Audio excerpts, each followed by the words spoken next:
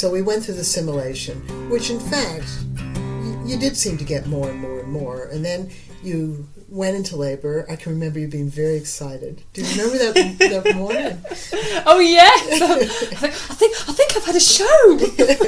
Yeah. Is that a show? Is it a show? I don't know. Yeah. And then your labor progressed really quickly, didn't it? Yeah. Moved right along, didn't it? Yeah. And you told me that the hospital was 20 minutes away. And then Yeah. it was really more like 40 minutes away. Depends on the traffic. Right. And then your labor was really progressed. So Yeah. when you got to the hospital, you were in the birth unit.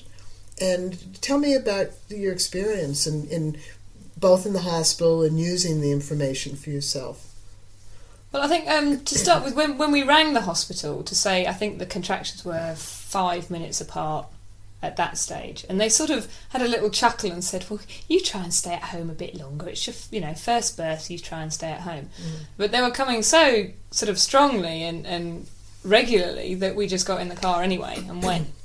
And I remember getting up to the ward and actually having 3 contractions just crossing the corridor, and I remember being quite sort of, it was pretty full on, and I think at that stage they still didn't believe that it was going to happen quickly, because they assumed first birth. I don't know, first birth, it's going to take a long time. But And in your mind, were you consciously trying to use any of the skills you were learning?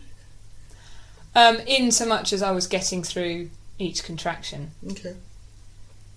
It's sort of very here and now, isn't it? It's just, you can only cope with what's happening right in front of you.